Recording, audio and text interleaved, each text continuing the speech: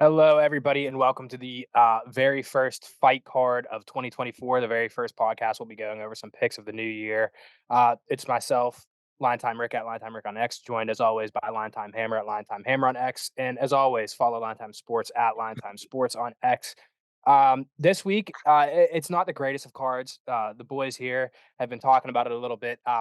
We're kind of getting off to not the strongest of starts, but obviously next week we're going to have 297. And like I was saying to these guys, there's been some recent announcements for 299 and also 300. So I think they're just giving us a little bit of a taste before we start getting into the good chunk of fights to get into the beginning of this year. And for this fight card, I guess we're just going to go right ahead and start off with the main event. We got a rematch here with Johnny Walker and Magomed Ankalaev. Number 7 ranked Johnny Walker, number 3 ranked Magomed Ankalaev. Johnny Walker's coming into plus 350, Ankalaev at a minus 520. Um, their first fight, obviously, at UFC 294, it ended in a no contest with an illegal knee from Magomed Ankalaev in round one. And if you guys remember, I mean, the aftermath of that, it was really weird, honestly, if there was one way to put it. Johnny Walker got up and he kind of seemed like he wanted to keep going, like he was all right with it. Ankalaev definitely wanted to keep going. He was kind of insinuating that Walker might have been playing and fabricating the extent of what had happened from the illegal knee. But I mean, obviously, illegal knee, the fight's going to get stopped once the judges get together and talk about it for a little bit. So it was a little bit of a lackluster fight for that one. I mean, obviously, it was lackluster, but I'm glad to see that we get the rematch here to see what was actually going to happen. We got Magomed Ankalaev, who's 17 1-1 in his career. His last fight before that no contest was a draw with Jan Blachowicz for the interim belt. It was another weird one where Ankalaev after the fight was super sour. He was saying like, "I might retire. These judges, they can't keep getting away with it." So the last couple times out for Ankalaev have been pretty not so good. He's got wins over Anthony Smith, Thiago Santos, and Volkan Oezdemir before that draw with Blachowicz. And then we got Johnny Walker, who's 21-7 in his career. He's on a little 3-fight win streak before that no contest with Anthony Smith, Paul Craig, and Iwan Kudiyaba. Um, the over under set at 1.5. Over is minus 175, under plus 135. We got the spread being Magomed at a minus 5.5 at minus 370, and Walker to plus 5.5 at a plus 255. So obviously for this one, the odds are a little bit skewed in favor of Magomed Ankalaev, probably for good reason. Like I said, the last couple of times we've seen Magomed out, it hasn't necessarily gone his way. It's hard to defend a fighter when they throw the illegal strike, like he threw the illegal knee. He should have known better than that. But from the very little bit that we saw, it seemed as if might have a little bit of an advantage in this fight. I personally thought that he beat Jan Blachowicz when it was a draw between the two of them for the vacant belt. I think that he had a little bit of a reason to be upset the way he was, to the extent of taking the microphone after the fight and saying, "Oh, I'm going to retire." Bit of a sore loser kind of energy, but again, he didn't lose. Um, then we got Johnny Walker, who we've talked about Johnny Walker on here before. He changed his camp pretty recently. He went over to Conor McGregor's gym, and ever since that happened, he kind of seemed more relaxed, more because the Johnny Walker we know and love, he's in there dancing, flailing all over the place, tearing ligaments from celebrating. And more recently, we've seen him be kind of more stoic and kind of look like a different kind of tamed fighter. It's mythical fighter, Irish Johnny Walker. But I mean, obviously, Vegas thinks that Magomed Ankalaev is worthy of the minus 520 tag. I agree. I think that Magomed Ankalaev will get this done. Maybe Johnny Walker, the one thing he does have is size. He's huge, he's long, and he has good power. But Magomed Ankalaev, he's got power in his hands and his feet. He could take it down if he wants to. I don't know how I feel about this over under being set at 1.5 and having the over so highly favorited at a minus 175. I could very well see this going under. I think there's decent value there at a plus 135. What do you think about this one, Hammer? Yeah, I kind of get why Ankalaev is such a big favorite, but I mean, but minus 520 is a little crazy to me. I think the main reason for that is just Johnny Walker's main deficiency is his wrestling, and that's Ankalaev's probably his biggest strength. He's also pretty good on the feet, but I don't know. Johnny Walker, like you said, he's long, rangy, but he doesn't really use that his reach that well to like keep fighters at bay. And a lot of times with those like long guys, it's kind of hard to take them down sometimes. But he doesn't really fit that bill. He gets taken down pretty easily. So I mean, I think he probably loses. I think the best thing for him would be to to go back to that crazy Johnny Walker and try to land some like spinning shit, flying knee. I just think if he doesn't knock Ankalaev out in like the first round, it's gonna be a really long night for him. So honestly, I'd probably like that under 1.5 because I just kind of see Ankalaev subbing him or Johnny Walker getting a crazy knockout if he does win. Yeah, and that's kinda similar to, my read that I've been having is I think that maybe we will see it kinda seemed like a little bit in the beginning of their first fight that he was getting back to that, crazy, unpredictable kind of fight style, and I think you're right, I think that that's exactly what he needs to do if he wants to have a chance in this one, but I think on the opposite side of that, I think that if he does go back to that crazy, kinda unpredictable, style, that Ankalaev will maybe sniff it out. I mean, we saw it against Iwan Kudiaba when he tried to bait Ankalaev and try to act like he was all rocked and shit and get him up against the fence so that he could have a chance. And we obviously know how that one went. That fight got stopped. It was a controversial stoppage, and then they did a rematch. But I think that if Johnny Walker does that, that maybe Ankalaev sniffs that out, takes him down, and like you said, gets an early submission. So I really do like the under rounds in this one. Yeah, the problem with throwing crazy flying shit, spinning shit is you're really susceptible to getting taken down from it. I just think it's kind of like a thing where he's gonna get taken down regardless. So might as well just try some crazy shit early. Yeah, might as well make it look cool. But, Yeah. I mean, like you said, though, if he doesn't get that first round knockout, maybe a little bit in a round 2, it's probably gonna be a really long night for him. Maybe Magomed Ankalaev drags it out and keeps him on the ground for all 5 rounds, gets to a decision, but I think that he really wants to finish. I think that he wants to make a statement. The light heavyweight division has been so weird recently. There's been a lot of change, especially up at the very top, even with like regardless of champions changing, I mean, number 1 contenders are going back and forth and back. I mean, we just keep seeing these same maybe 5 to 6 guys fighting amongst each other, and one guy wins and one guy loses. It's just, I think that Ankalaev would like to make a statement here, make himself be the undisputed, unwarranted number 1 contender. I think Blachowicz has a fight lined up with Rakic, if I'm remembering correctly. So that one might be for a number 1 contender, but I think that if Ankalaev can get an early finish here, then it's pretty hard to say that he isn't the number 1 contender considering, like, again, that, the fight with Blachowicz, it's very up in the air on, I mean, did he really deserve to have a draw there? Should he have been the champion? I don't know. I think that maybe he should have won that fight. I think that maybe right now the whole division would be different if they did give him that win. So I think that Ankalaev is going to be sniffing for a finish here early on. My favorite bet in this one's going to be the under 1.5 at plus 135. I don't hate Johnny Walker to plus 350. There's decent value there. I definitely don't like Magomed at minus 520 is even in a parlay. I don't think like I do think that Magomed Ankalaev is going to win. I don't think the minus 520 is worth it to throw in a parlay. It won't do too much for you in the long run. And that's one at the end of the night that if you have like maybe a long parlay in the works and that's your last leg, you're gonna feel real dumb if that one doesn't hit at minus 520. So I would just keep that one out. Like I said, if anything, under 1.5. Yeah, I agree. I'm just looking here real quick. What is? I mean, yeah, if I were to bet Walker, I'd just take him to win by a KO at plus 700.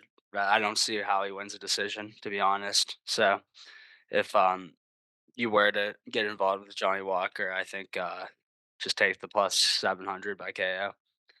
Yeah, I agree with that. That's actually really good value. We'll move into this co-main event. This is one that I actually really like. This is a flyweight belt. It's a rematch for those of you that don't know. It's number 5 ranked Matheus Nicolau and number 6 ranked Manel Kape. Odds are a little bit weird on this one. Matheus Nicolau, who obviously number 5 ranked over the number 6 ranked Manel Kape. Nicolau is a plus 200 and Kape is a minus 265. We got Matheus Nicolau. He's 19-3-1. He's coming off his first loss in a long time versus Brandon Royval, and he had a 6-fight win streak before that. Most recent win being Matt Schnell. And he beat Manel Kape, like I said already, in 2021 via a split decision. That was kind of a controversial one. I know that a lot of people might have thought Manel Kape won that one, but Matheus Nicolau got the decision in that one via split decision. Then we got Manel Kape, 19-6. He's on a 4-fight win streak. His last loss again is against Matheus Nicolau in 2021, and he has wins over Felipe dos Santos, David Dvorak, Zalgo Zumagulov, and Ode Osborne. Over under set at 2.5 on this one. Over at -145. Under at +114. The spread's going to be Kape at -3.5 at -145, and Nicolau +3.5 at +110. Yeah, this is one I said that odds are a little bit skewed here. I do like Manel Kape, but -265 does not make sense to me. I don't. I really like the value of Matheus Nicolau to +200. Obviously, like I said, their first fight, Matheus Nicolau, he got the split decision win. Very close fight, but he still got the split decision win. I do. If I'm going to pick a side, I'm probably still going to pick Manel Kape's side. It feels like he has a lot of momentum going his way. Feels like he has a lot of helium behind him. I saw today, right before we started recording, that Manel Kape in an interview said, with a finish, he expects a championship fight against Brandon Royval, or sorry, against Alexander Pantoja. But Mhm. I don't love the odds in this one. It's another one where I will pick Manel Kape to win. I'm not going to bet him at -265. There's no value for me there. Um, I wouldn't be surprised if Matheus Nicolau comes out and gets the win. I don't think he's going to, but it wouldn't shock me. Yeah, in their first fight, Nicolau just did a really good job of pumping out that jab and keeping my range. He's a really long fighter. I just think the reason Cape's such a big favorite is, like you said, a lot of people thought he won the first fight. It was very close. It was just kind of one of those fights where Nicolau was probably landing with the jab a lot, and then Cape was landing some good power punches. But I think he might have knocked him down the second round, but he couldn't like knock him down a lot. And Nicolau was riding a pretty crazy win streak before his last loss to Brandon Royval, where he got knocked out. I don't like to really bet on fighters coming off KO losses. Just really don't know how um, they're gonna look after that. Don't know if they've really fully healed. I don't know. I think Cape also just has looked really good his last four. I think he's on a 4-fight win streak. He had a lot of hype when he came into the UFC. He was a risen champ. I've been hearing about him for a while before he came in the UFC, and he lost his first couple. I think he lost to Pantoja by decision, and then obviously lost to Nicolau. But it's just kind of one of those things where he wasn't really putting it all together. Like you could see like spurts of looking really good, but fight IQ wasn't always there, and just I feel like the output wasn't always there. But I think he's looked really good his last couple. I think he probably wins. If I were to bet this fight, I'd probably bet Cape by decision. To be honest, it's like +165. I think Cape to win by KO is also plus 165. I just think early on, uh, Nicolau is going to be able to kind of keep him at range, and that will make the fight go into the latter rounds. And I just think Cape's power is just going to be a lot here. I think he can score a couple knockdowns. I don't know if he's going to be able to put Nicolau out, so I'd probably take Cape by decision if I were to bet this one, but I don't think I'm going to. Yeah, these guys both they have good cardio, but like you were saying, it's hard for me to trust a guy when they're coming off of a knockout, especially when they're not usually getting knocked out. Yeah. It's and it was a first round knockout with Royval and Nicolau, so that scares me a little bit. It makes me think that maybe, you know, I'm not going to throw it out there and say that he has a susceptible chin because again, we don't usually see this guy get knocked out. But first fight back off of a knockout, we don't know that. It's one of those unforeseen things that maybe it has become susceptible. I don't know. I don't really want to put my confidence in thinking that. It isn't. I agree with you. I think that if I were to take a bet, it would be Kate by decision at a +165. I don't hate Kate by knockout, but I was looking over these, and I think that I like the over rounds 2.5 at -145s, and I like Manel Cape. So obviously, the smart thing to do would do uh, take Kape by decision. Um, It is interesting. So Nicolau is 19-3. All three of his losses are by knockout. So that is a little interesting. Two of them being in the UFC. One came outside the UFC. So yeah, who knows? Maybe he does have a little bit of a susceptible chin. yeah, it's just one of those things. Like you said, it's hard for me to trust a guy when they're coming off of a knockout in their next fight. Hmm. It's always going to be there. And you know, obviously that doesn't go for everybody. Like if we were to talk about like Volk in his next fight against Ilya, I mean, it's obviously a thing. He got knocked out, sure, but like I don't know, it is a thing. It's something that I like to watch their next fight before I really put especially a monetary confidence in there. I'm not going to put my money on this guy when I don't fully believe that, you know, maybe their chin is gone, maybe it isn't. I don't know. I want to see it first. So, like I said, I think Manel Kape by decision, he's going to be the pick there. Yeah, I agree. All right, we'll get into this next one. A lightweight bout against the ageless wonder, Jim Miller. He's fighting Gabriel Benitez. Jim Miller is a minus 120, Benitez at a plus 106. Jim Miller, he's 36-17 in his career, 40 years old. He's 4-1 in his last five, which is just crazy. His last fight was that 23-second knockout win over Jesse Butler. Then he had a loss to Alexander Hernandez, and after that, it was wins against Cerrone, Donald Cerrone, Nicholas Mota, and Eric Gonzalez. And then we got Benitez. He's 23-10 in his career, 2-4 in his last six. He had a win over Charlie Ontiveros his last time out, and then losses to David Anama and Billy Quarantillo. And then he had wins over Justin James, and then lost to Omar Morales and Sadiq Youssef. So a bit up and down there from Benitez. We got over set at 1.5, over under set at 1.5. Over is favored at a minus 135, under at a plus 105. Spread being Miller minus 3.5 and minus 105, and Benitez at a plus 3.5 at a minus 125. It's another interesting one. It's really interesting when we get to go over Jim Miller fights. This isn't the first time we've talked about him on the podcast. He just never goes away. I called him the ageless wonder. It's what he is. I mean, he's just and he's active too. Like that's the most surprising thing for me is he's 40 years old and we're always seeing him get these fights. And you know, Gabriel Benitez isn't necessarily an up and comer. He's not necessarily young, but he's always fighting guys that are, you know, at different points in their career than he is. Each and every time that we go over a Jim Miller fight, I'm thinking in the back of my head, you know, is this it? Is he going to hang him up if he loses? Is he going to lose? You know, is age finally going to catch up with him? And every time that thought comes into my head. I thought after he lost to Alexander Hernandez, I was like, okay, maybe this is it. Comes back out and gets a 23-second knockout win. So it's really interesting. It's an interesting dynamic. Minus 120 for him. That's decent. We know Jim Miller. He has, and it's weird. Later on in his career, it's like in this past couple of fights, he's had this surge in power that we didn't see earlier on in his career. We know he's a good grappler. Um, I think that he can get this done against Gabriel Benitez. Obviously, he's a favorite, so I'm not alone in thinking that. It's just, it is really tough for me to trust a 40-year-old in these fights. I mean, and I love Jim Miller. He's a legend. I don't know. I don't know if I could advise taking him. I think the odds are fine. Minus 120, you're not taking, you know, the biggest risk. I think that I would slightly give him the edge. I don't know though. Yeah, I'm kind of on the same page with you. Benitez probably has a little bit of a stand-up advantage. He's a longer, rangier fighter.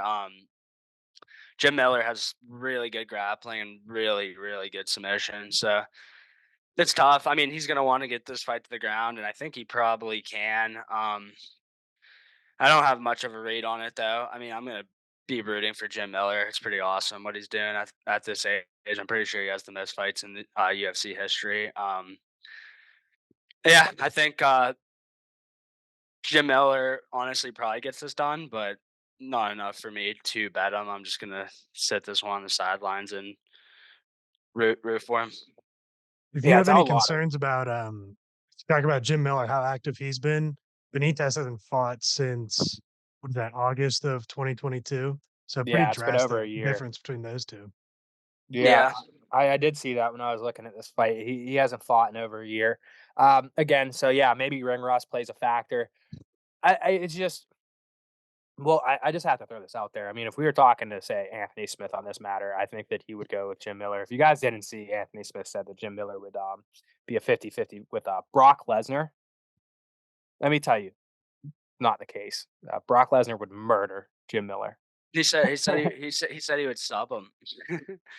I mean, And then Bisping goes, I mean, in a street fight. Oh, definitely Jim Miller. yeah, that was like the most shocking thing I just about had it. to talk about it. Like Bisbin was like, no, like I'm trying to say like a street fight to like kind of get Anthony Smith to be like, oh no, I take Brock Lesnar, and then just like the way he reacts, he's like, oh no, street fight, definitely Jim Miller. I was just like, Yeah, what? like Bisping was like baiting him to say like, oh, okay, then yeah, Brock Lesnar in the street. He went, no, 100% then in the street, Jim Miller.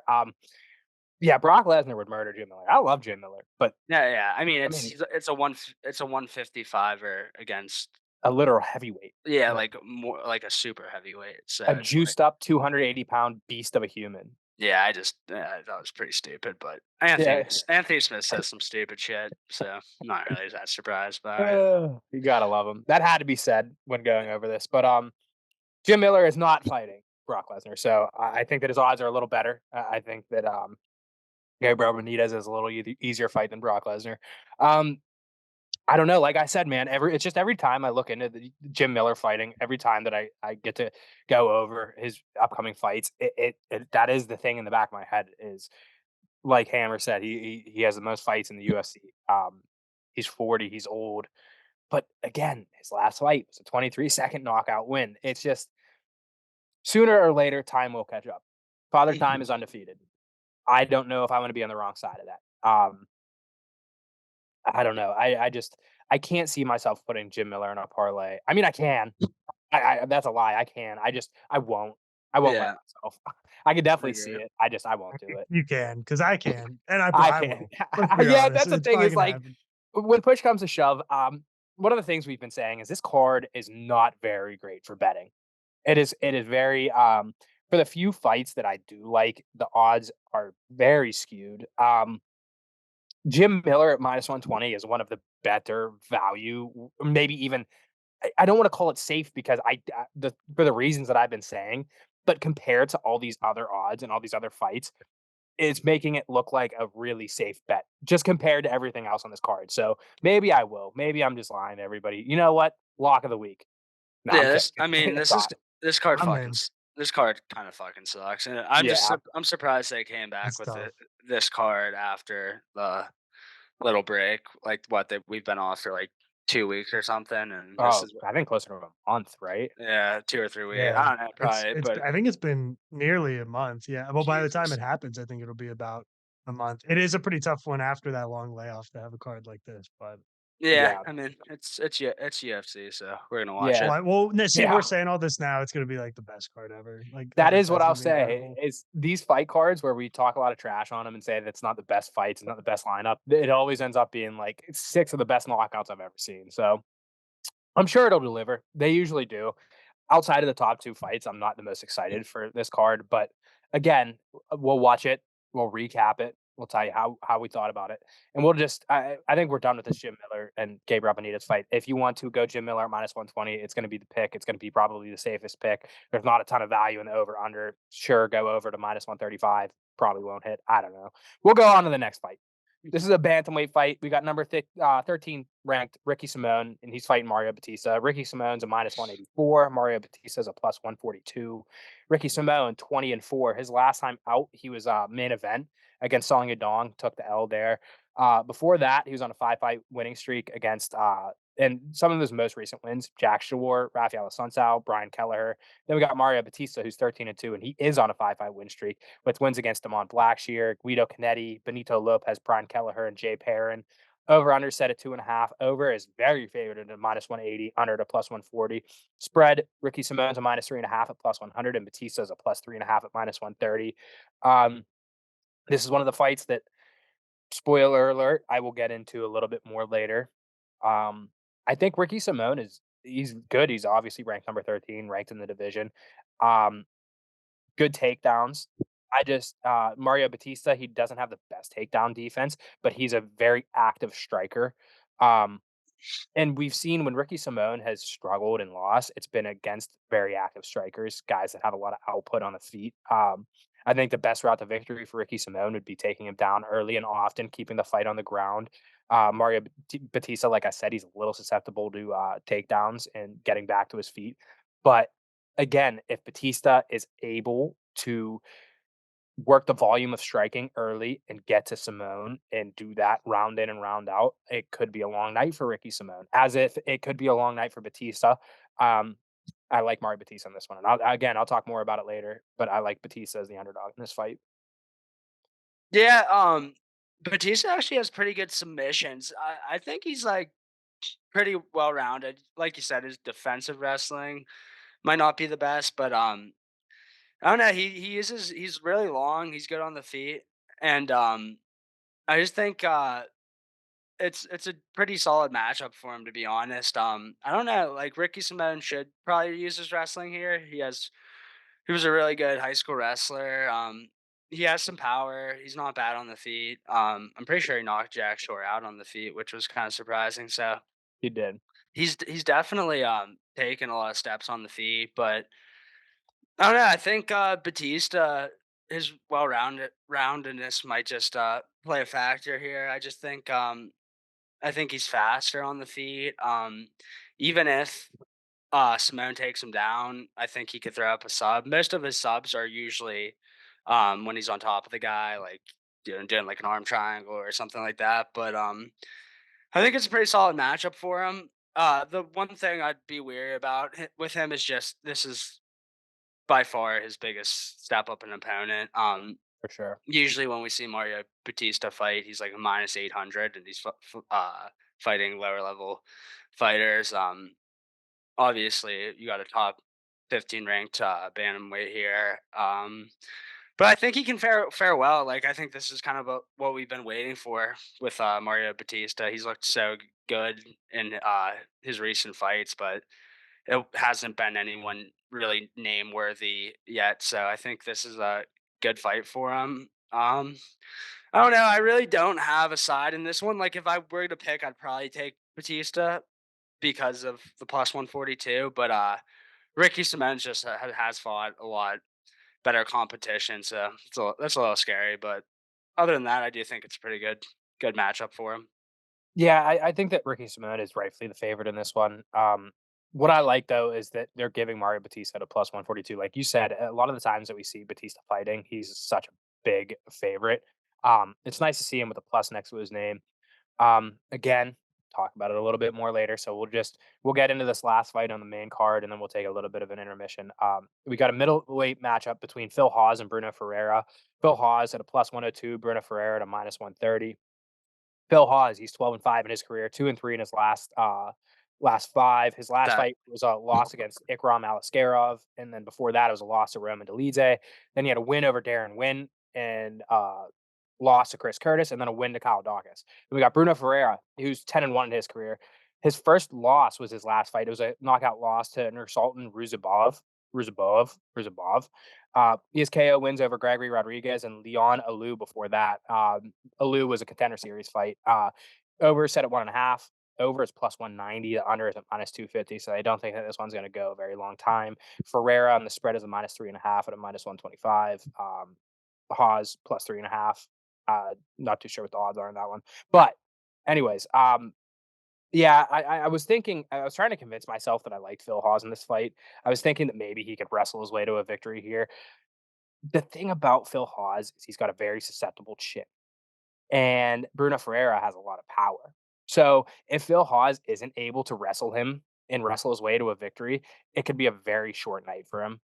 Obviously, he has those losses against Ikram Alaskarov and Roman Dolidze, where he was just kind of getting. And here's the thing with Phil Hawes: he's very athletic, and he's like I said, a very good wrestler. And he always starts looking pretty decent, and then he just gets touched up a little bit, and the fight completely changes. Um, he's very susceptible to taking damage. He's very susceptible to those big punches, big kicks, leg kicks. If Bruno Ferreira is able to attack early and often, uh, and obviously, like I said, the over and under is set at a round and a half, and the under is favored at a minus 250. So they really don't think it's going to get to that round and a half mark. I think that the bet here is Bruno Ferreira by knockout. Yeah, I mean, I don't have much interest in this one. I like Phil Hawes. He was a really solid wrestler at Iowa State. I don't know if he all American, but he at least was the national qualifier. It's like kind of a thing where like he has good power, and I feel like he kind of has fallen in love with standing up, which hasn't fared well for him just with his chin being so bad. But I don't know. I think if he wrestles here, he has a solid chance. But I mean, and he could knock him out. Like I feel like this is just gonna be a firefight on the feet. But I think it would be smart for him to wrestle here. It's really all I have to say about this fight. I don't have much on it, to be honest.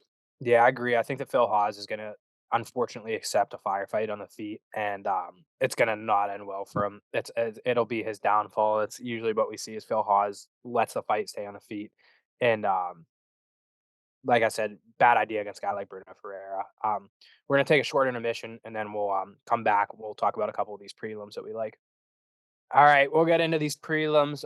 Like always, we're not going to do every single prelim. We're going to do, I think we have four, maybe five. I think five. Okay, we have five of our favorite ones. We're leaving off one or two fights, but we'll just get right into the featured prelim. It's a heavyweight bout against another timeless classic here, Andre Arlovsky, and he's fighting Waldo Cortez Costa. Arlovsky is a plus 430, and Cortez Acosta is a minus 670. Andre Arlovsky, he's 44, so it's crazy that Jim Miller isn't even the oldest fighter on this card.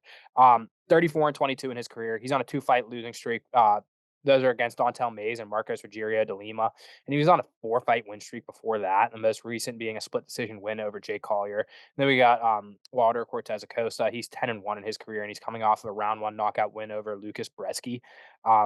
He had his first career loss the fight before that. It was a decision loss to Marcus Rogerio de Lima, so that's a common opponent they've had that they both lost to. Over under set at 1.5, over minus 140, under at plus 110. I mean, obviously, we look at the odds here. Walter Cortez Acosta is a minus 670 for good reason. I mean, he's going to win this fight. Andre Arlovsky, I love him. He was once the most feared man on the planet. He's a former champion. It's just he's another guy that is a little bit past his prime, and it's upsetting to see his record is all the way to 34 and 22. Like I said, he's a former heavyweight champion. Like I said, he was one of the most scary individuals ever during his prime, and now it's Waldo Cortez Acosta is a minus 670 against him. So there's not a ton to say about this. The over under being set at 1.5 and it being favored to go over, it's a little surprising to me. I mean, Orlovsky's always had a decent chin. I don't, I think that Cortez Acosta probably gets him out of there, maybe even before that round and a half. I don't like the odds on it either way. I'm not going to touch that. And I'm not going to touch Cortez Acosta at a minus 670. I think it's just one of those fights where I go, yeah, this guy's going to win. I don't like the value, not for parlay, not for anything. Move on, get it over with. Yeah, I don't think Waldo's honestly all that great, but Arlovsky got knocked out by Dontel Mays his last fight. I think that's pretty much all you need to know. I mean, I still don't think he should be like a minus 600 here. I just think it just shows how washed Arlovsky is. I don't know, like Arlovsky, like when he has had success recently, it's just kind of he still has like a solid jab. He moves pretty well still for a heavyweight. I just don't think there's much a big path to success here for him. So I'm obviously just gonna stay off this one and root for him. I really don't have much on this fight. Like I said before, like this card, it's not very good, and I think it's even worse for betting. I think a lot of these favorites are kind of just like unbettable here, and I mean I wouldn't take Kister anyways. Really, I just don't like betting on someone I don't think that's good. I mean he's 10-1, but he hasn't really fought anyone, so. Yeah, it's hard to believe that he's a minus 670, especially with that loss against Marcus Rogerio de Lima, who again, he's not that great. I mean, it's he should be the favorite. He should be a big favorite. It's just wild. I mean, I'm never going to take a guy at minus 700, especially Walter Cortez Acosta. I mean, it's not worth it because there is a world where Andre Arlovsky comes out and he starches him. I mean, Yeah, that could still happen, and yeah. you'd feel real dumb if you had Cortez Acosta in a parlay at a minus 700. So it's just one of those, like Hammer was saying, it's unbettable. It's not worth your time. It's not worth your money. And he's right. A lot of this card is the favorites are big favorites.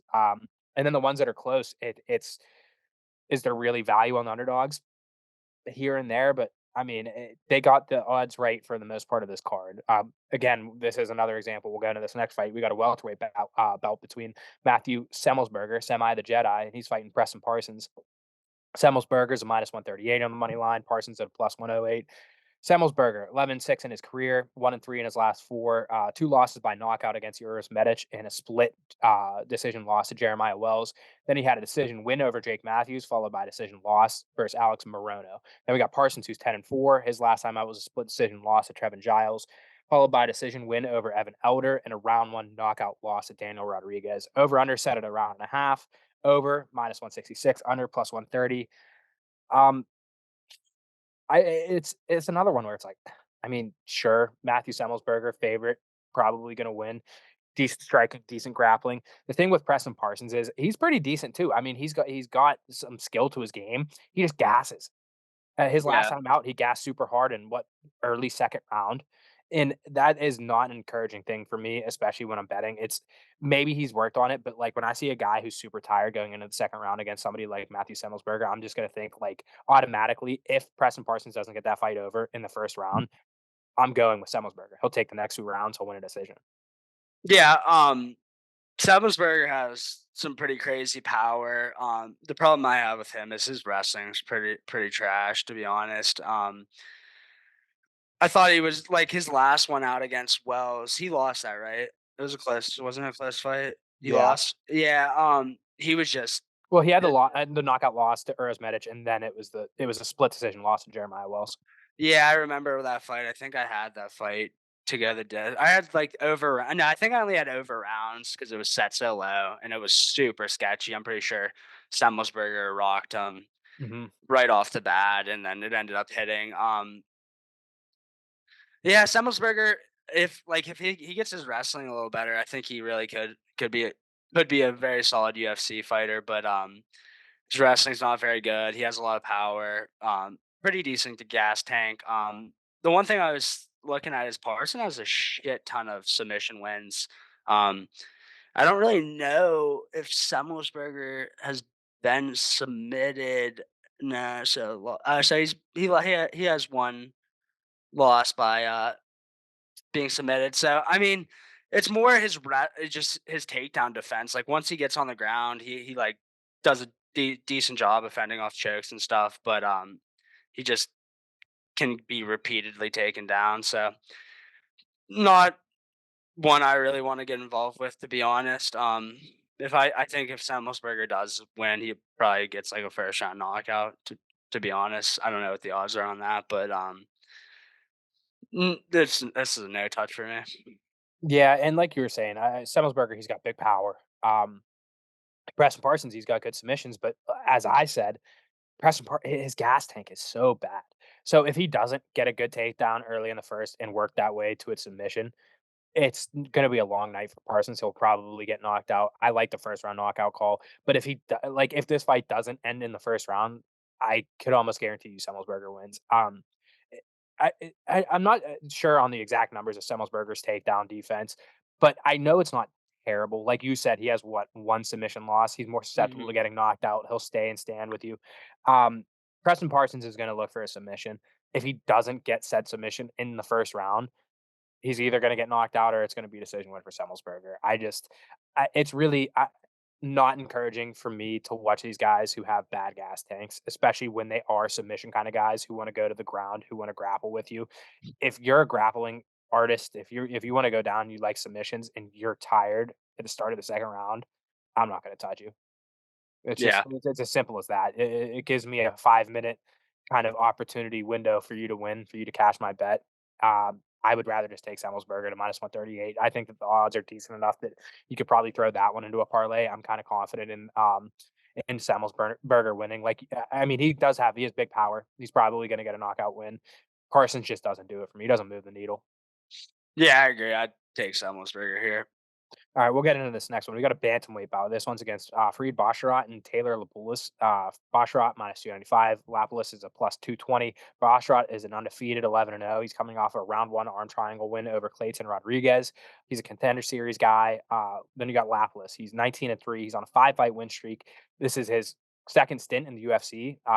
He had his first fight back his last time out, and it was a decision win over Kyle Lochran. Over 2.5, overs at -250, under at +190. Fareed Basharat's going to win a decision. I mean, Yeah. this is another one where I'm waiting for Fareed to get better opportunities, better fights. I feel like this is his third fight in the UFC. Um, maybe with this win, we start to see him fight better, better guys, better, more opportunity. Maybe he gets a number next to his name. I doubt it against a guy like Taylor Lapilus. Um, I really like Fareed Basharat. I think that he's going to be a problem. He's a younger guy. He's pretty well rounded. He's good on his feet. Good grappler. I mean, he's going to win. I'd put him in a parlay. -295 isn't too terribly long. I'd feel really comfortable with it. Add your odds a little bit.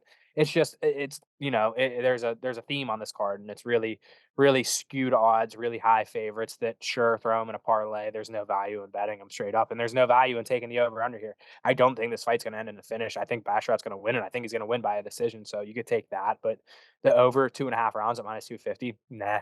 I mean, money line -295. You can throw both of them in a parlay. I mean, again, just take Basharat to win by decision if you're going to do that. Yeah, Basharat's last time out, if I'm not mistaken, was that no contest against Victor Henry, right? Where he like kicked him in the nuts and like was just so pissed like when it got stopped and said he didn't kick him Yeah, in the he was nuts. like, "Hey, yeah, that I didn't actually kick him in the nuts." Yeah, I mean it wasn't like didn't look like a direct nut shot, but like the more you saw the replay, he I think it's definitely. his brother. I think it was Javid Basharat. Okay. I was gonna say Because when I was doing it, I didn't see they that when I was looks doing the research. they look similar, but damn. Okay. Yeah, I mean he's pretty fast, pretty well rounded. Has really solid boxing. That's pretty much all I have on the fight, man. Like, I wish I could get into depth more about these fights, but I mean, we just really haven't seen Basharat fight many high level guys, but he's looked really solid so far. I just think this is just another kind of guy they're just gonna feed him to keep keep his confidence high and moving him up the ladder. I agree. Basha probably wins this fight pretty handily, -250. I'm obviously you can't bet that straight, but I agree with you. I'd throw him in a parlay. I think he gets it done pretty easily. Yeah, it's another I'd be interested to see wait until the props come out. Obviously, I think most places only at least DraftKings, the main card, they release props early, but not for the prelims. But Yeah. I mean, he does have a lot of submission wins under his belt as well as decisions. So, be curious to know what the books place those at.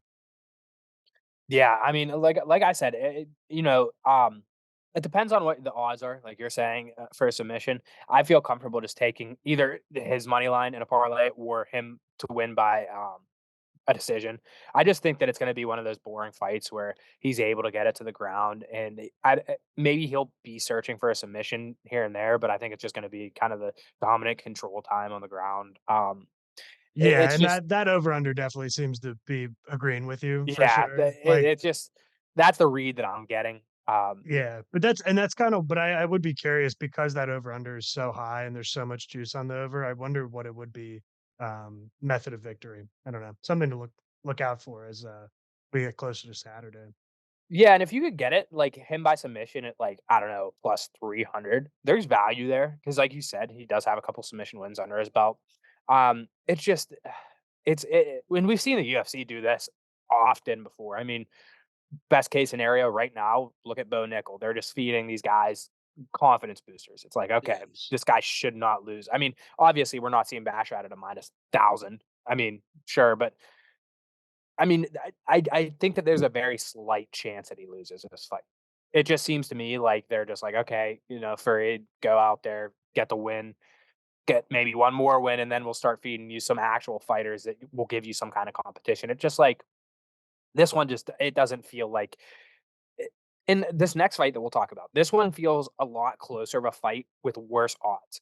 It's just like this Basharat versus Lapulus fight. It feels like it's a guy in a second stint in the UFC.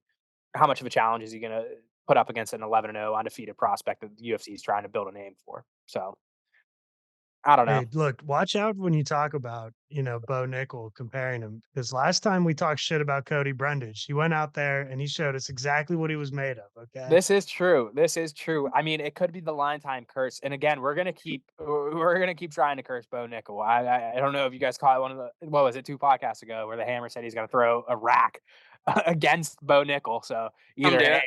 No, I'm putting a rack on Bare Nickel.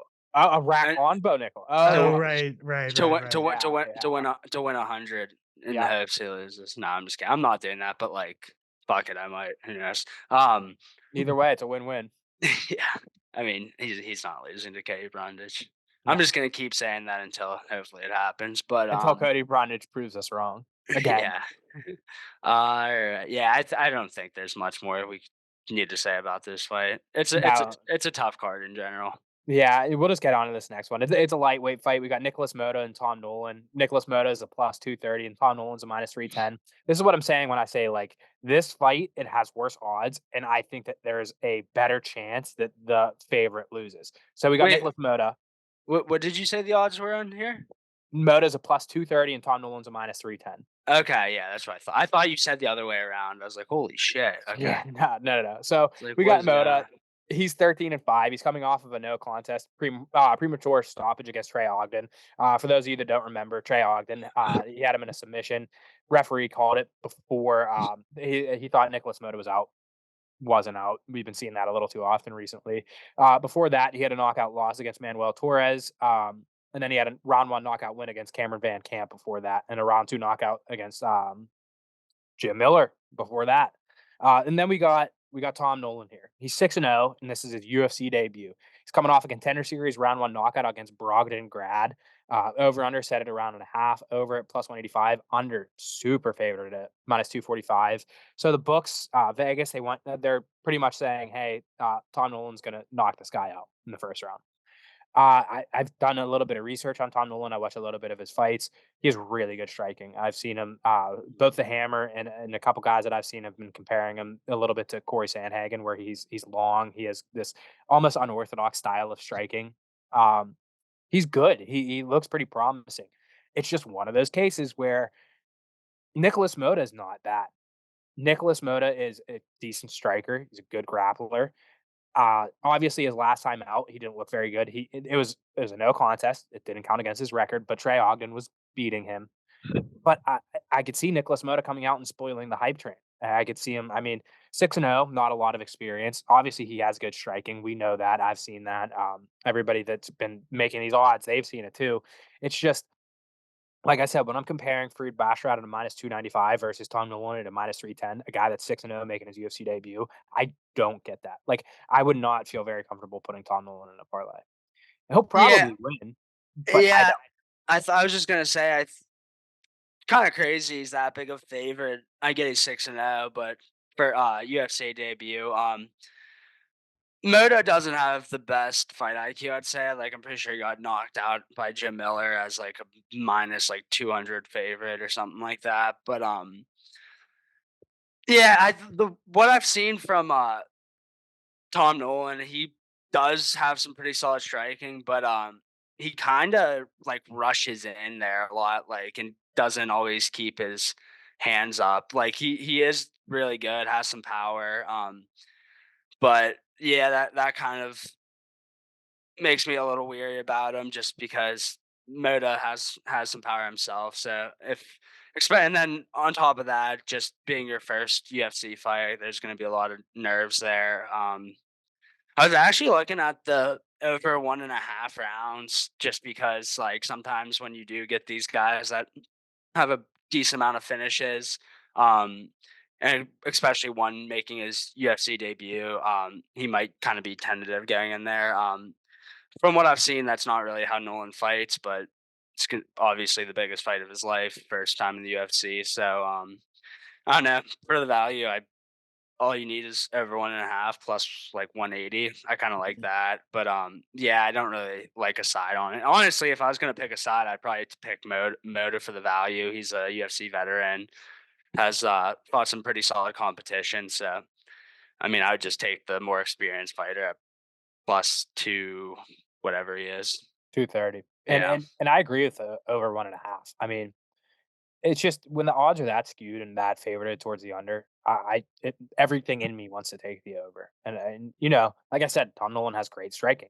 The books really seem to think that he's going to win by a knockout, probably in the first round. Um, Give me the opposite. I mean, that's what I'm saying is this is Tom Nolan's very first time in the UFC. We've seen him in contender series, but the competition in the contender series versus a guy like Nicholas Moda is worlds different. Nicholas Moda is not the best fighter. Don't get me wrong, but he's not bad. He's very different than Brogdon Grad. Yeah. I mean, you know what I mean? It's like, Yeah. yeah, he got a round and one knockout against Brogdon. Brogdon isn't Nicholas Moda, but and like you said though, Nicholas Moda doesn't have a great fight IQ. So maybe No. he leaves his chin up. Maybe he does get knocked out in the first round. Me personally, not going to bet this fight. There's value there at the over 1.5 at 185. There's value on Nicholas Moda at a plus 230. Um, Yeah, I just maybe Moto wrestles here. I mean, I haven't really seen him wrestle that much in the past, but maybe that's he sees. I mean, obviously Tom Nolan has a big reach on him. He looks really similar to Corey Sandhagen body type wise. So um yeah, maybe he's thinking maybe he goes with a grappling heavy game plan, and that maybe is the route to going over 1.5 too. That's kind of where I was thinking. it circles back to this card just not being very kind and forgiving for the betting side of it. Like honestly, the matchups aren't that great either, and it'll probably deliver. But Yeah. just looking at it, face value, doing research, looking into the fights, there's a lot of uncertainties. I'm not going to put my money on anything in this fight. Just being completely honest. What is okay? We'll get into this last fight. It was tough. I hope you guys show some respect and watch this podcast because this was a tough one for us over here at Line Time. We got a flyweight bout. It's between Joshua Van and Felipe Boons. Um, Joshua Van, he's one of my favorite young up and coming guys in the sport. He's 22. He's 22 years old. He's a minus 235. Boons is a plus 180. This fight is coming on 2 weeks short notice. Joshua Van is stepping in. Van 9-1 in his career, 2-0 in the UFC, coming off a decision win over Kevin Borjas. Um, it's just crazy to me that Joshua Van is 22 and he's going into his third UFC fight. Could have his third win. And then you got Boons 13-6 in his career. He's making his UFC debut. He's coming off a round one knockout win over Yuma Horiochi and LFA. Over under set at 2.5. Over plus 110. Under is minus 140. Um, Felipe Boons, he was supposed to make his debut against Zalgas Zamagoulas, fan favorite. Fight didn't happen, and coincidentally enough, Joshua Van stepped in to fight Zamagoulas, and he beat him up real bad. So it's kind of crazy, full circle, seeing these two guys go at it against each other. Um, I really like Joshua Van. This is one that I would put in a parlay at a minus 235. I think Joshua Van, he has really good striking. He doesn't have a ton of power, but he has good striking. He's active. He has a lot of activity. He's young. He's 22. He's got, I mean, you know what I mean? He's got all that energy, all the stamina in the world. Decent on the ground. Felipe Bunes, maybe he plays spoiler. I doubt it. Like I said, it's his UFC debut. And Joshua Van is just another case of 22, already has 2 fights going on to his third fight, looking for his third win. I think the UFC would like for him to get that win. I think he's pretty easily marketable. He's likable. I am already rooting for him. I would throw Joshua Van in a parlay to minus 235. Yeah. I'm just gonna get into it because we're gonna do our best bets next. But yeah, I think Josh Van's pretty solid. His last couple fights out have been decisions. He definitely has some power, but against UFC caliber opponents, he really hasn't been. I mean, he has 2 fights and he hasn't put either of them out yet. I think he's a pretty smart fighter. I think he has some uh solid movement. Uh, I'm probably just gonna go as my best bet here to be this fight to go over 2.5 rounds at plus 110. It, honestly, man, I'm not that confident, and I'm not gonna lie. It was really hard for me to find a pick here. I almost went a couple different ways. I just think he's fighting a guy making his UFC debut, coming from the LFA. I think the guy's gonna kind of just be overwhelmed. Maybe not throw that much output. Uh, have jitters.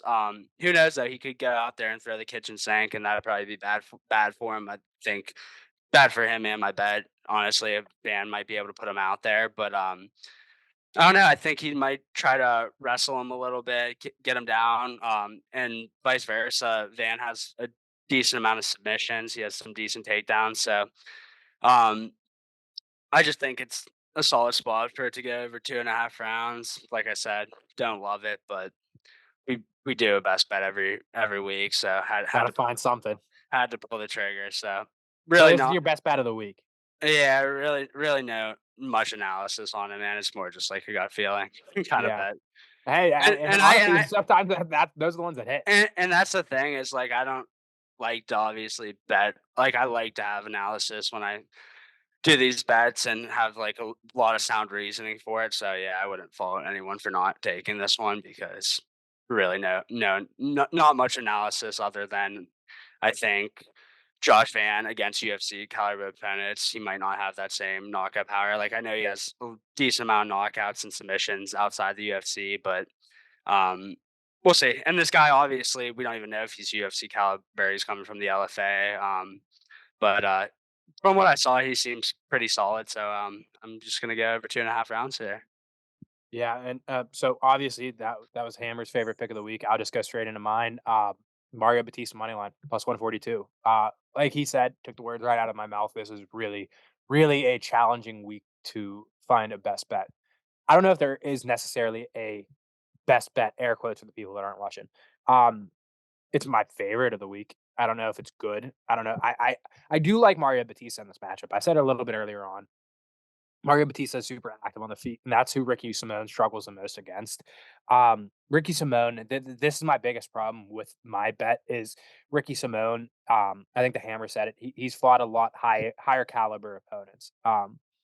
This is going to be easily by far and away Mario Batista's hardest test thus far in his career. But it's a good thing. I think. I think that it's good for these for some of these guys to face higher level competition and see what they're made of. And I really do. He's a promising younger fighter. Um, like I said, Ricky Simone's coming off of a main event loss to Song Yadong. And I'm not saying that Mario Batista is Song Yadong, but they fight kind of similarly where they're going to throw a lot of strikes. I They're think that both they're both very fast too. So exactly. And if Mario Batista is able to throw some leg kicks out there, chew the legs a little bit, he doesn't even need to knock him out. He just needs to outpace him. He needs to fight his fight. He needs to stuff a couple Ricky Simone takedowns. That's probably what Ricky Simone's going to be looking for in this fight. Early and often, probably within the first minute of each round, he's going to be shooting a takedown, trying to get the fight to the ground, keep it there. If Mario Batista is able to stop that from happening, I really like the chances. I really, especially to plus 142. I think if the fight stays on the feet, then it's not an easy path to victory for Mario Batista, but that is the path, and it's manageable. It's definitely possible.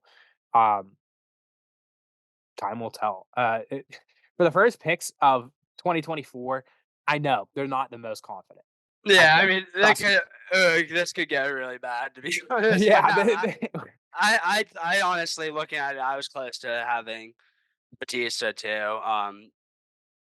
But I was obviously that was your pick, and I was there's really not much I like, but I do like the value on Batista. I want to see how he fares with a step up an opponent, and yeah, I just think his speed could give Simone some trouble here, yeah, and he has length too. He has length and speed on him, so we'll see what happens. I like the matchup. I like Ricky Simone too. I think Ricky Simone is a good fighter, good wrestler. It's just I like the spot for Mario Batista, and I like him with plus 140. That's my analysis. And here's what I will say. It's better that we give out, Mario Batista to plus 140, Joshua Van and Bunyas over 2.5 at plus 110. We're giving you plus monies here. We could be giving you Matheus Semmelsberger to minus 138. And you go, what the hell are these guys talking about? Semmelsberger minus 138. There's a value I there. Actually, I'm changing my pick. I'm gonna go. Oh, I'm joking. I was gonna say I'm going Ankalaev at minus okay. 520. I was about to say this is a first here. No, We got a last second. I was joking. Like I said, like you got to look for value, and there's just really not much value on this card, to be Yeah. honest. I mean, we Can could I be telling you to offer part. a not an official best bet, but I was just listening through what you guys were talking about. If you parlay Joshua Van and Basharat, that brings you exactly to minus 110 on DraftKings right now. I So, like that. I do like I that. Those mean, are two of that's my just guys that I was pretty confident in the parlay. yeah. Yeah, So honestly, that's not a bad one. Should we add it to the official record? I I feel like that should just be an unofficial pick, but it's up to you guys. I mean, I'll I do. do. I I'll like. have one of admin Oscars, producer Oscars, separate best Okay. bets. That'll be my first one. Yeah. Okay. Look, I want to New remind you year, guys. You new did things. say exactly. Yeah. I want to remind you. You did say last podcast that you're You're gonna going do up 12 parlays. units this year. So Oh. Yeah, that's hopefully we at least go 1-1 here because this could be hurting on us. But no, I think Rick will probably carry the load here. But no, I'm just kidding. I'm hoping my fucking bet that wins. But Well, at well, least with yours, it's the at this first point, fight. that's 1-1 plus like 0.2 units. That is the LineTime way right now. So It is. Yeah, it really is. But yeah, Yeah, I we mean, get to rip the Band-Aid off. Your pick is the first fight, so if it hits, we're feeling really good. I'm feeling really good because the weight's off my shoulders. So I'm really praying that yours hits. It would feel very bad for the first fight, first fight card of the year, go 0-2. Not the greatest, but that could also mean that we're just due for the rest of the year. that's right. Nowhere to go but up from there. That's Yeah. so either way you cut it, we're gonna try to make this positive because it's what we do. But I mean, and thankfully next week we get yeah, UFC 297. We get a pay-per-view. We'll get some decent odds. We'll get some decent fights. Um, I'm gonna look into my crystal ball real quick and tell you guys when we recap this card next week. There's not gonna be much to recap. We're gonna talk about it very slightly. We're gonna go blah blah blah. And we're gonna get into 297. We're yeah. gonna I mean, I was just gonna say, look ahead to 297. Some great fights on that card, obviously. Sean Strickland and Duplessis. Neil Magny's on it. Chris Curtis. I think the one I'm most excited for is Arnold Allen and Mozart Evilov. great fight. That's gonna be a banger. So a lot of good. Charles Jourdain's on it. He's one of my favorite fighters. Yeah. Strictly just to watch. I think he's super entertaining. I think he's a really good fighter. So It's the Canada card. We got a lot of yeah, the Canadians. yep. I But think Mike Malott is fighting Jeff Neal, right? yep. Mark Malot's on it. Yeah, Mark Andre Barral. I think he's a Canadian. Yeah. So Spoiler alert, I'm probably gonna take Jeff Neal as my favorite pick because they're gonna, for some reason, make Mike Malott the favorite. Jill, Spoiler alert. Jillian Robertson. She's from Canada. She's on it. But yeah, should be good. Yeah, it's a decent card. So it's definitely better than this week's. So like I said, we'll be back. And before we get out of here, I think Sunday or Monday, we had Dana announce a couple more fights. Couple more bangers. We got UFC 299. We got our co-main, Dustin Poirier and Benoit Saint Denis. That's gonna be a 5-rounder. Very happy that they made that 5 rounds. And kind of surprising. Opening odds has Benoit Saint Denis is the favorite over Dustin Poirier. Honestly, I like Dustin, but I think that is reasonable making Benoit Saint Denis I mean, it's gonna shift by the time it gets closer to fight time. I would almost guarantee that Poirier is close to the favorite, if not the favorite. I like Benoit Saint Denis in that matchup. Again, it's a fighter coming off of a knockout in Dustin Poirier, who's getting a little bit older. So and then we got one for UFC 300, and we got the very rare, the very coveted #1 contender tag from Dana White. It's Charles Oliveira versus Arman Sukarian, and he said the winner of that fight will be fighting Islam Makhachev when he's back from injury. That's Oh, another. I did want to talk about. I don't. So, what are they going to do with Gaethje? I know.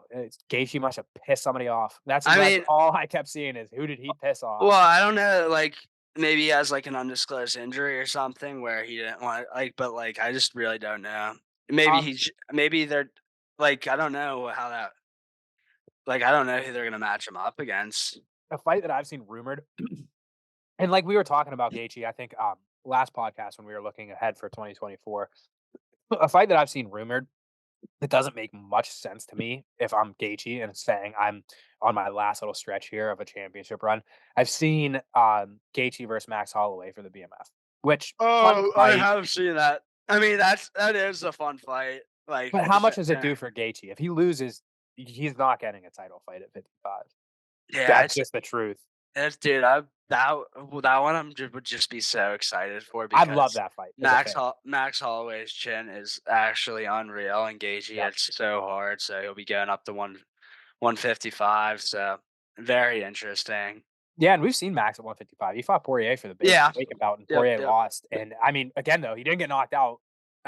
Max lost that one, Yeah, right? Max lost. Yeah, Okay. Yeah, I thought you yeah, for said the Poirier. vacant. Yeah. Yeah. No, so we've And seen him up at 55. He can do it. he was looking good too at stretches. Like I think he had dusted and rocked a couple times. It was just I think there was just a pretty significant power advantage, and yeah, so he kind of got beat up in the later rounds of that fight. But yeah, I mean he definitely can do it. It should be interesting. Yeah, and that'd be a fun fight. That's kind of a gimmicky fight that I could see happening at 300. A third title fight when it's the BMF belt. So I mean, I could definitely see that happening, especially now that Dana straight up confirmed that Sarukian and Charles Oliveira is the number one contender. Winner will fight Islam upon his return from injury. Sucks for Gaethje, but either A, like you said, Gaethje has an undisclosed injury that he has is going to take time off and heal, or B, they're working on. The only other fight that makes sense is Holloway and Gaethje. I don't see Gaethje going up to 170 and fighting somebody for the BMF. I don't know who he would fight at 170 for the BMF. If that's the only fight that makes sense, is him defending the BMF title. But anyways, also, Dana said that today he should be announcing a couple more fights for 300. So maybe next week we'll talk about those if it does end up happening. But yeah, that's going to be the podcast for this week. Thanks for sticking through it. If you listen to the whole thing, I know it was a little bit difficult. Don't It blame was us, blame the matchmakers. It's not our fault. We don't make the fights. We just talk about them. Hopefully both of our best bets hit. Um, we're not feeling the most confident. You guys can tell, but like Adam and Oscar said, if there's anything that we've proven so far, it's that we love to go 1-1 and go up about a half a unit. So, stick with us. Like I said, next week we got 297, so it'll definitely be a more enjoyable podcast where we talk about more enjoyable fights, and we'll have better fights to pick from for our favorite bets. So again, for our first fight card preview of 2024, could have been a better card, but it was still fun, and we look forward to a fun year here at LineTime Sports where, like we said, we're gonna go up 12 units, and we're gonna live and die by that. So, Hammer, Adam, and Oscar, it was a pleasure as always. See you guys next week. see you next week, bro.